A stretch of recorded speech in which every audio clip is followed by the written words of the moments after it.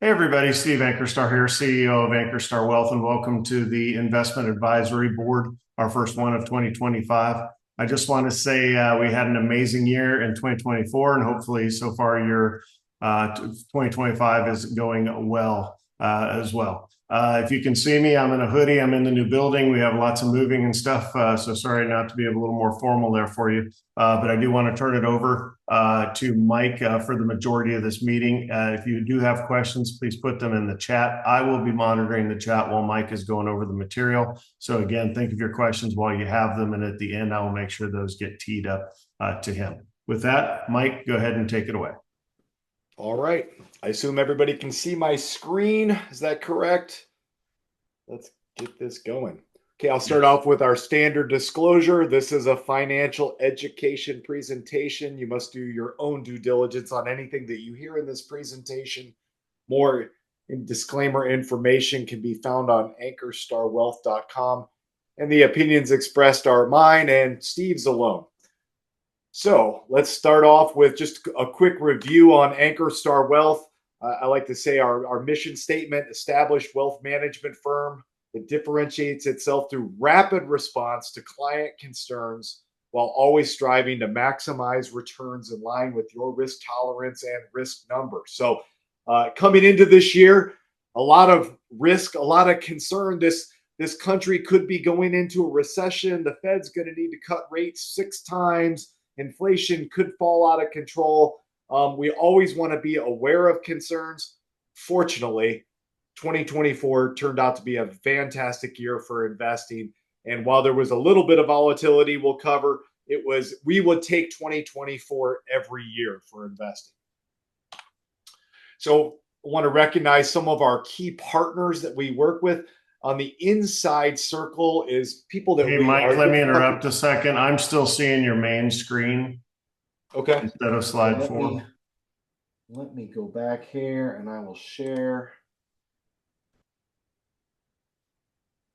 Do you see this? Yes, now it's perfect. Thank you. Okay. So what you see here is on the inside circle, some of our key partners that we work with: Charles Schwab, JP Morgan Chase, Moonshot Capitals, First Trust, Texas Capital, a lot of different partners and companies. On the outer edge is more the investing side. So what do we invest in? As much as I would love to say that we're hopping on the call with NVIDIA and Jensen Huang, we're not, but we're investing. We're an owner of that company.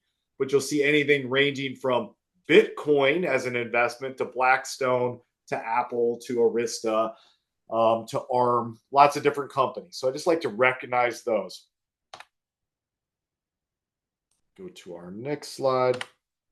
Okay, as far as our company this year, as far as assets under management, as opposed to assets under advisement, this is just the under management one in Schwab. Overall, the year it grew by 49%. That's a big increase. Probably 2/3 of that is net contributions, new money coming in, and then about 1/3 is actual capital appreciation. So that's what we would expect, and that will continue to grow. And this was as of the end of the year. The combined assets under management, assets under advisement is 107 million. It's crossed as high as 110, I want to say, in the last week. But once it crossed that 110, that initiated all of our SEC registration, which has been completed, right, Steve? Well, that's completed now.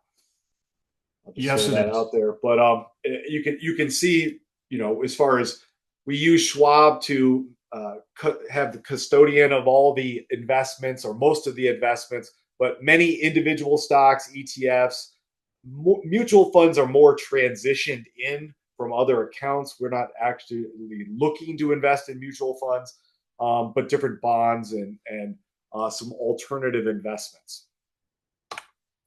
Okay, so 2024, what went right and what we got right? There was no recession. So if you remember at the beginning of the year, the Fed was predicting 6 rate cuts.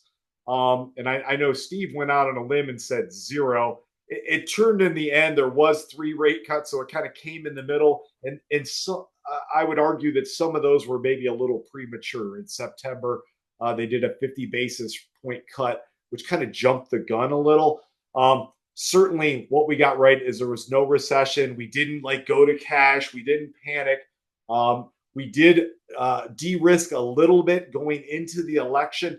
But when you look at our top holdings, Bitcoin, which was in the probably the upper half of aggressive portfolios, more than doubled. I want to say that the final return was 125%.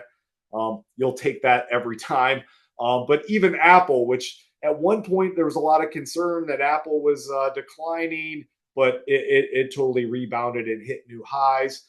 What you see across these top 10 investments is a mix of offensive plays like Bitcoin, Apple, Amazon, Google. And then you see some defensive plays, USFR, MMKT, Vanguard, long-term bonds, which what I would say would be the only one that was a little disappointing of our top 10. And it's just because the rates, as many people know, the 10-year bond rate and what you see as your mortgage rates went up as high as 7% this year. So overall, fantastic year. Standard volatility, and I'll have a graph later of the actual overall stock market. And if you have any questions on this, feel free to throw these into the chat as we go on, and Steve will feed them to me at the end of the presentation. Okay, I left this slide in here from last month. This is exactly the same slide, but I think we should remind, the Fed has delivered a soft landing. The economy had a mild slowdown, but we definitely did not go into a recession. We have continued with positive growth. And, the concern coming into the year is like, oh no, we're going to go into a recession. There'll be a lot of job loss. What you're going to see on the job report in a little bit is the unemployment rate went up marginally, but, certainly within the line of we're not in a recession. As far as key investment themes, I highlighted some of these based on what happened in 2024. And then other ones are kind of set up for what we're going to do in 2025. Some of the things that were, did very well, CDs, dividend aristocrats, stayed relatively high, even though the Fed brought the rates down a little bit. The one disappointing one I would say that I mentioned was VCLT. Took off pretty well at the beginning when the interest rates started going down, but since September has not done as well. Cybersecurity, CrowdStrike, we loved it, got added to the S&P 500, and then CrowdStrike. You might have heard that word when they shut down all kinds of airlines and things like that. So artificial intelligence, it's not as easy to pick AI winners. Certainly there's things like NVIDIA that's a winner, but when you start figuring out first tier, second tier, who's getting the impacts of AI, it's a little trickier to pick that. Online retail, Amazon, fantastic. Clean energy, we stayed clear of that, has not done that great. Healthcare has taken a beating this year, has not been a major part of our portfolio. And then there's some other ones out here. One thing that I wanted to put down is going into this next year, for our starting lineup, you'll recognize the best of breed technology that we've always had. But some of the things that were our exponential growth opportunity stocks like Palantir, that will be added to our best of breed technology. And you'll see that across some of the portfolios. Other things that we expanded in 2024 and Q4 was started to move beyond the biggest stocks, beyond those top 10, and certainly even beyond the S&P 500. It's been mixed so far, but you're going to see later on that certainly expansion to those is going to need to occur. New in 2025, we're going to see some more balance towards value rather than pure growth. Now, for 10 years, I would say growth is the place to be, and we're still going to be overweight growth, but maybe not quite as overweight. And we're going to look at dabbling into a beaten down sector in China, which, stocks are down quite a bit with the expectations from the new administration, as well as a new set of ego stocks coming out sometime probably next week. Unemployment. Now, this one is very important, certainly when you're looking for a job. But when you look at the actual trend of unemployment, it's at 4.1%. I have seen a lot of things that said if there was not so much immigration, unemployment would be well under 4%, just so you know. Now, you know whether you fall on the side of immigration is a good or bad, it is a good thing, and that it keeps wage growth from cycling up and inflation taking off. That I'll say is the good side. Obviously, we're in favor of vetted legal immigration, not illegal immigration, but there is an impact and we need to recognize it. So the unemployment rate went as high as 4.3% down to 4.1. This is certainly near what I would call full employment. It could probably drop another 0.5% and be fine. Very interesting in the bottom right is the US labor force participation rate. This goes down because this is an aging population that I want to say 10,000 baby boomers retire every day. Therefore, labor force participation rate goes down. So this is kind of to be expected.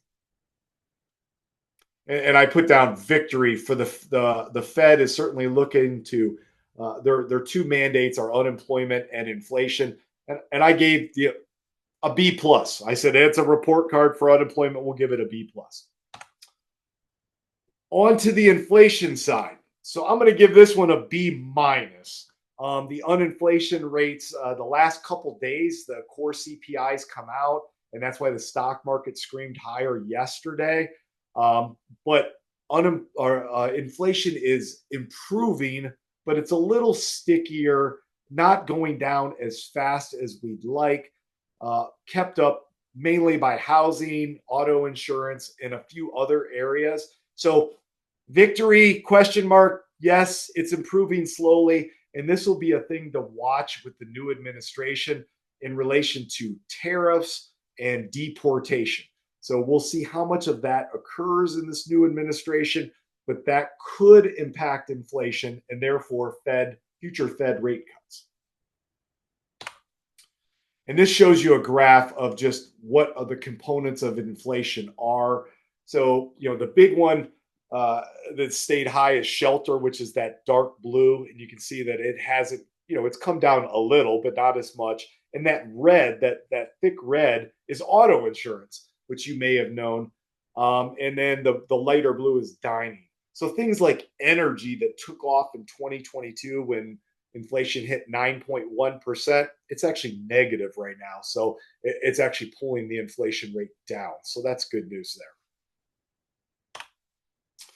How much will the Fed cut rates in 2025? Right now, they're projecting 2 25-point basis rate cuts there.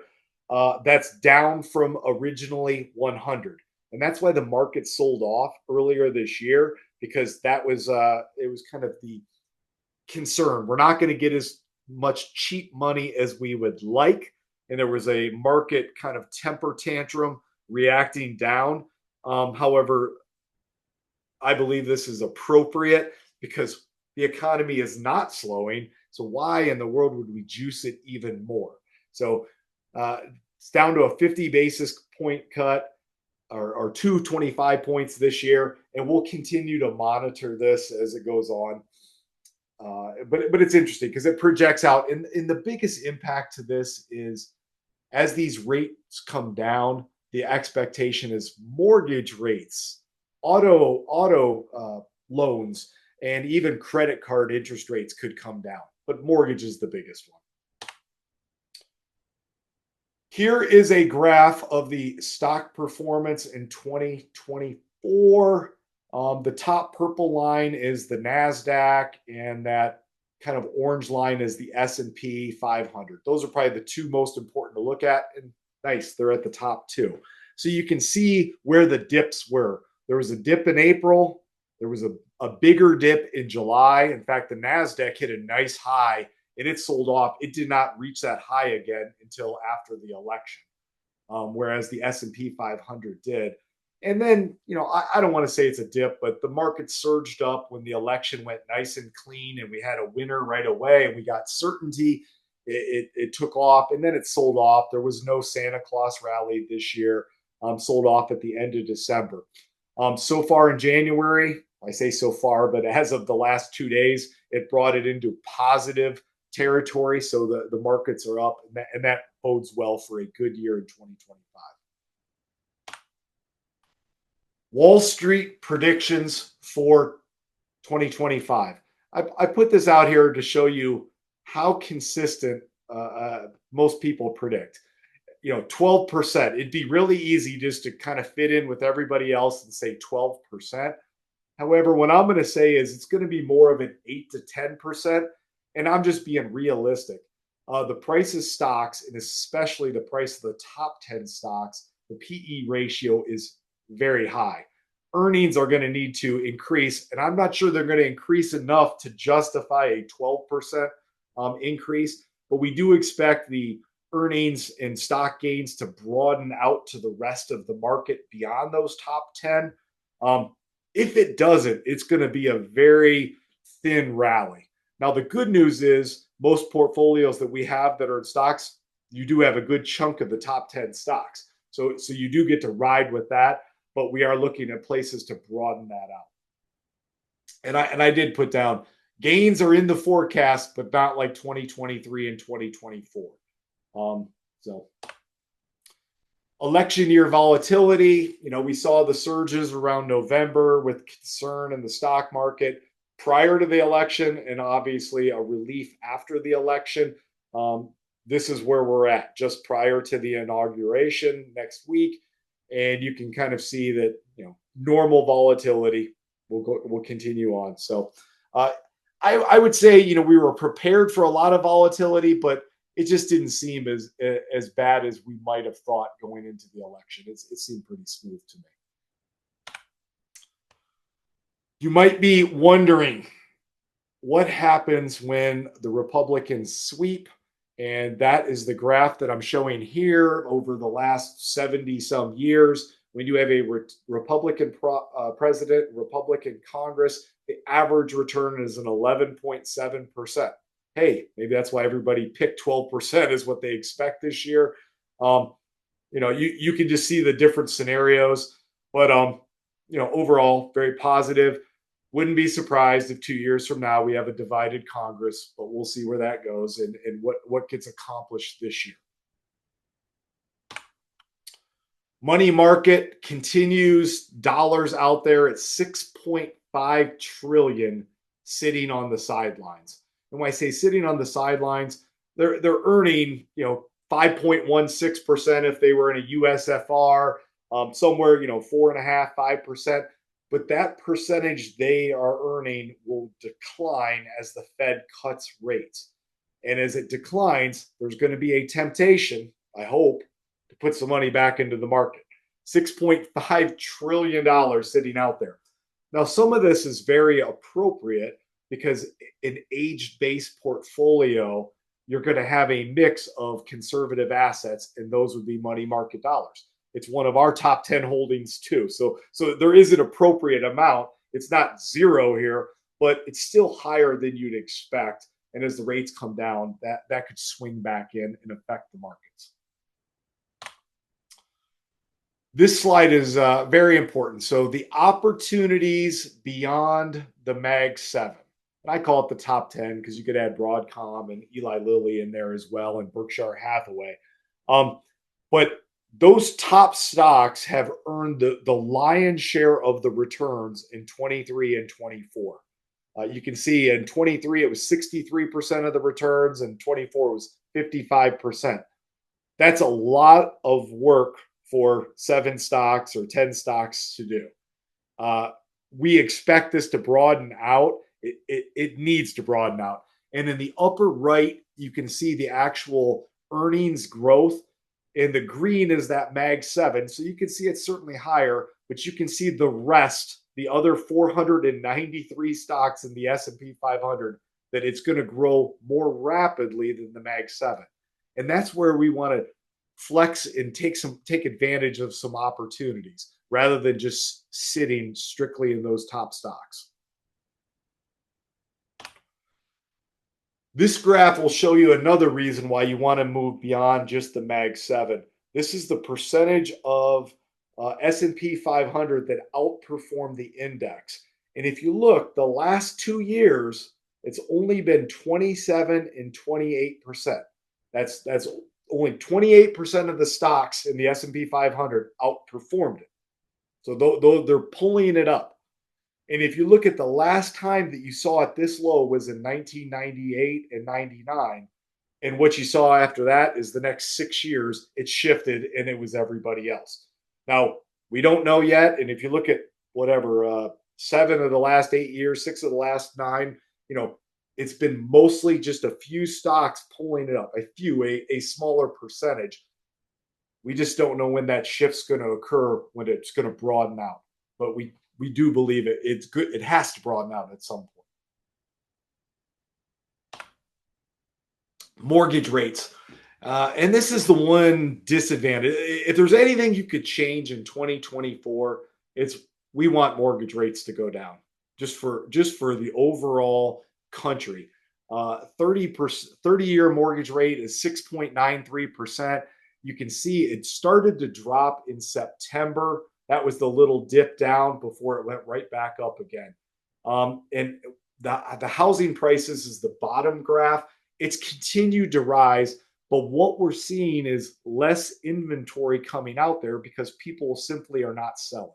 People that have a 3% interest mortgage are like, I don't think I want to sell my house and then go get a 7% mortgage. So there's less inventory, which is also keeping the prices higher. So, and if you're a person that's out there saying, when do I refinance? It's hard to do it right now. I mean, chances are your mortgage you're not refinancing to get any benefit right at the moment, but hopefully this gets down more in the 5.5% range would be fantastic.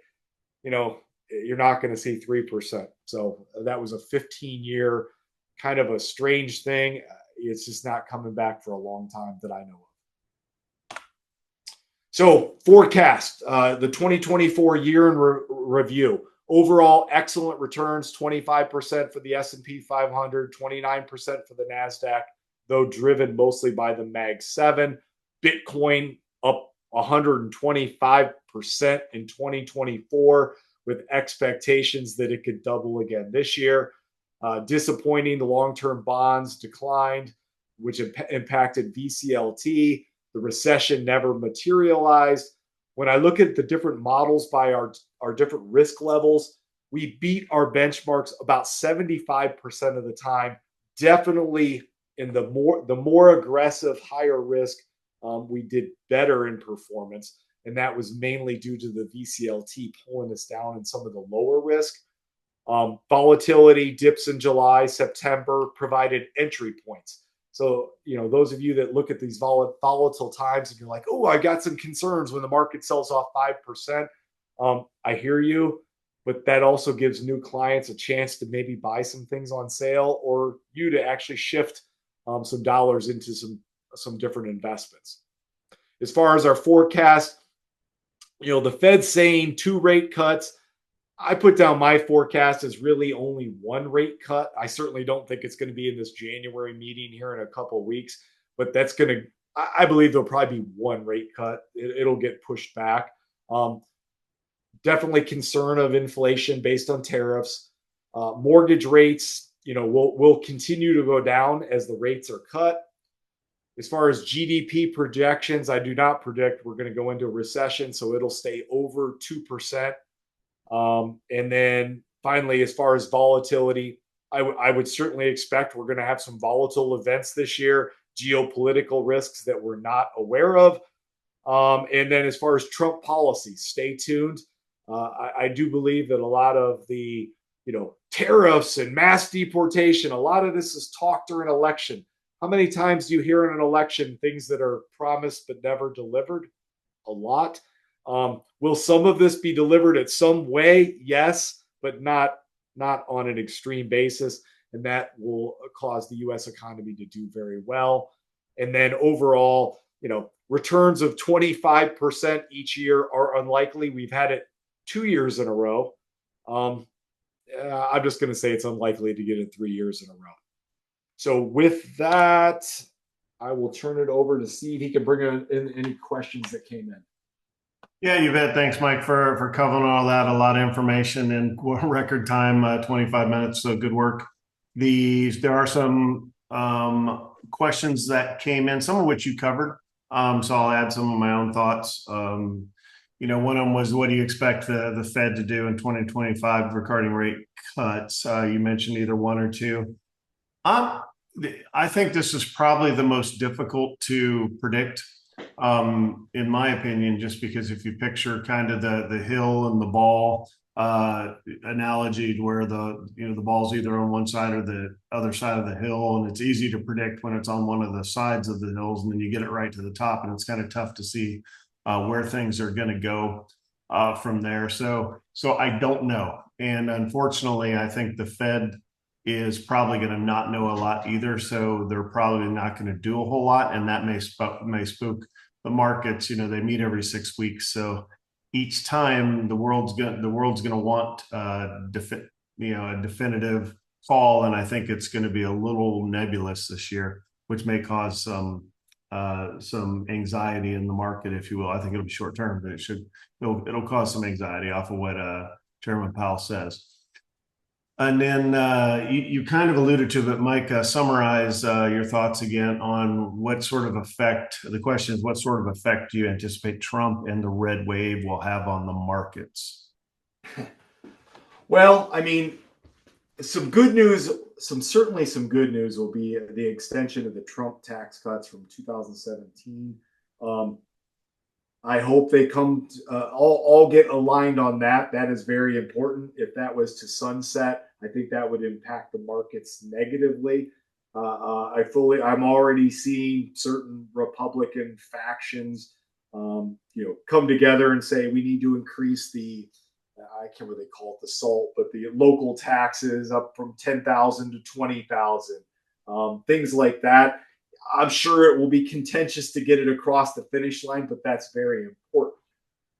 As far as the big tariff thing, I truly believe a lot of these tariffs are going to be threats, and that's why certainly China receives the majority of those threats. I don't believe you can just slap a 60% tariff on China and it will go well. So I would expect there'll be certain areas that'll get hit. They got to deliver something. And then as far as deportation, to even undertake a mass deportation, you'd have to have judges and police and all kinds of an increase in hiring to even execute such a thing. So I think there'll be something much, much less. And there would be a major impact if we had mass deportation. That unemployment rate would drop, and then we would get wage inflation. So, I think Trump will be positive on the markets. Keep in mind, he doesn't have to start campaigning in 2 years, and he's probably at the age where he's not looking to think, well, what am I going to do the next 30 or 40 years of my life? I can leave a good mark on my presidency over the next 4. Yeah, I agree with all of that, and I'll throw it out there. Traditionally, what you would expect, right? If you go back historically and say, okay, red wave, favorable tax cuts or an extension thereof, very good for business. I would say that it's really kind of offset right now by the fact that we have such a large deficit and we have a spending problem already. So it's going to be interesting to see what the fallout is. And of course, our primary job is just to interpret what that is, not predict it, but interpret what it is and then get that information out to you so you can personally capitalize on whatever may or may not affect you personally. But I think it could go either way. We shall see.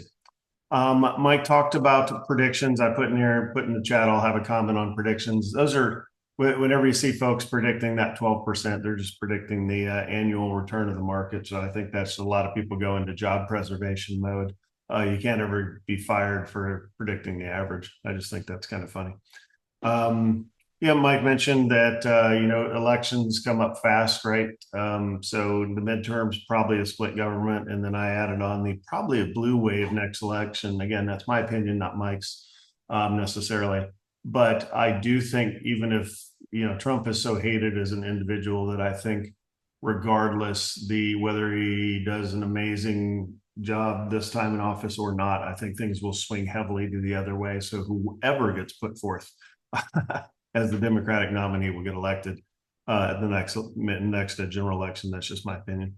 Mike, we talked a little bit about money markets and risk-free rates, and I think Josh Brown put out something that kind of, if you flash back to 2023, so again, for what Ankerstar Wealth was saying is, and if you remember, we could get all those CDs that were like 5.4, 5.5. I think the highest was like a 5.75 at one point. But our stance, as well as most all money managers' stance, was like, look, if you're getting 5%, and just as what Josh Brown said this morning, it's like, look, if you're getting over 5% risk free, you need to take that, right? Not with all your money, but certainly, having we hold both MMKT and USFR as our tickers specifically for that. And yeah, that's why your money's just sitting there. So please don't get bored. But we're getting a heck of a rate of return at the risk-free rate, and that's something we just didn't have. Flash back to 7-8 years ago, and it was risk-free rate was 0, right? So you just didn't have that. All right, Mike, question over to you. Came in through text.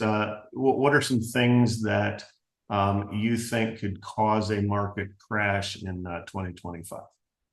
A market crash. Well, certainly the biggest one would be if the inflation rate jumped up, which we just saw earlier this week. Good news from the PPI and CPI. But if the inflation rate pops up and the Fed has to move to start raising rates again, and that's kind of what happened back in the early 80s that caused a lot of issues. The Fed started cutting rates, and then inflation still wasn't really gone, and they had to raise, and then people really panicked. That could be one thing. The other thing I would say is if there's just a major turn on those Mag 7, I certainly expect there'll be some expansion broadening out. But if those top 7 stocks, the Nvidias and Apples and Googles, if they start to come down significantly, they could drive the whole market with them. You're also seeing some of those the Metas, the Zuckerbergs, reaching out to Trump, reconciling their relationships and making sure that they do well under a Trump administration. So those would be the biggest things. As far as the geopolitical risk, that'd be another one, but I don't know that would cause a stock market crash. We've seen geopolitical events in the past, and there'll be I'll call it a one-day crash or a one-week crash, but not really a crash, and it comes back. So I've always been surprised how little effect the geopolitical has on it. But just keep in mind, overall, we're in a fantastic country with a Fed who really knows what they're doing and is not going to give in to political pressures. They're going to do the right thing, and that always makes me feel pretty confident.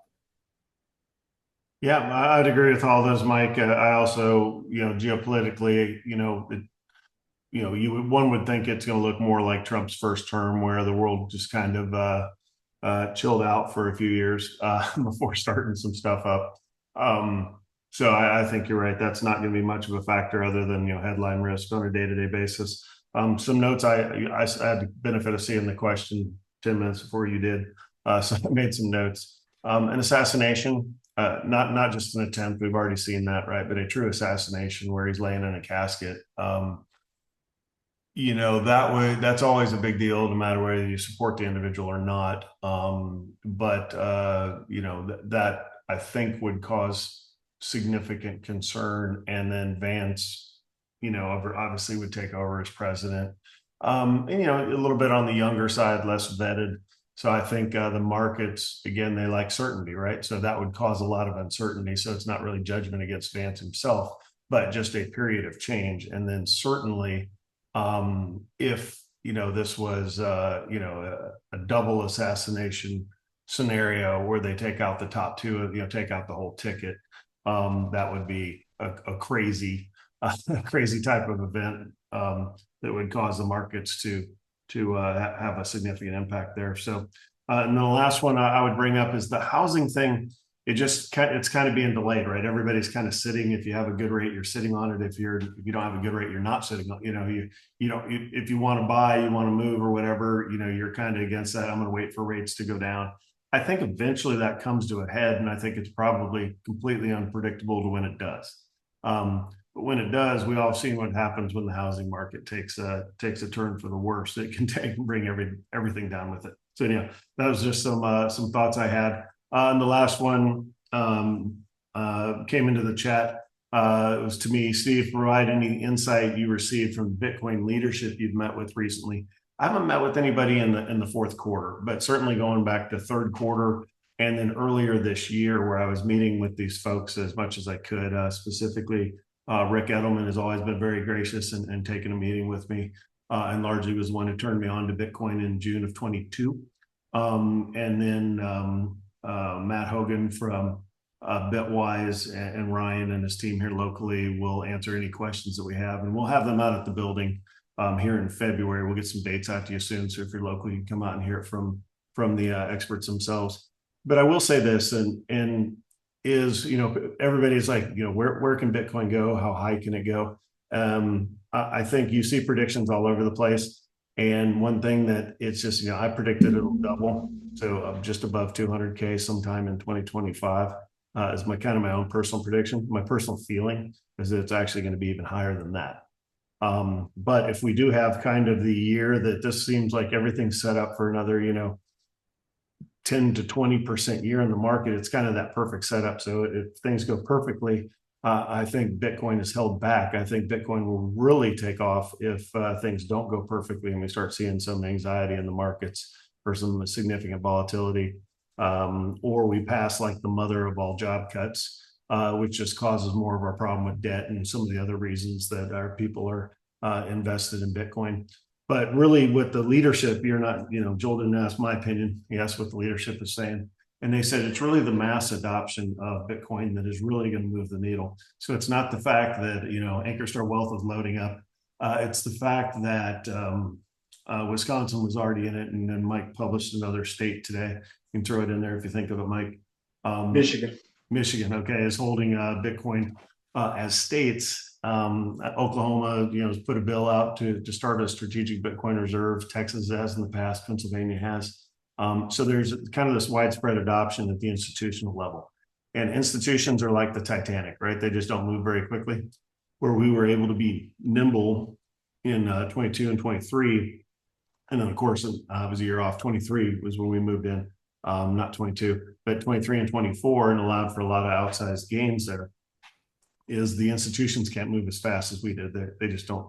They don't have the mechanism to be able to do so. So really, leadership is saying in the Bitcoin community, it's the mass adoption that is really going to have this thing take off. So that's all we have for the questions in there. Mike, I'll turn it back over to you for you to close this out. Yeah, and I'll just say on the Bitcoin too, as I meet with prospects, clients, the youth, the people, I'll say the youth, the people under 30, I get the question every single time. Do you guys invest in cryptocurrency?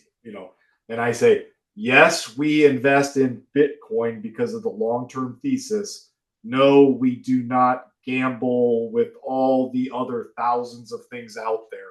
And every time people are like, okay, good. I just want to know. I want to know. So when we consider the youth, the future investors that are right now have $2,000 in the portfolio, but someday will have 20 and 200,000. They want to be in this. So there's not any discussion there. They want to be in it. So that bodes well. And I'll just say that, overall 2024 was a fantastic year for investing. Volatility will always be there. Volatility is our friend. I always say that. But I'm looking forward to 2025 and believe we will have a great year as well. So thanks everybody for hopping on, and we're always here to answer any questions you have. Thanks.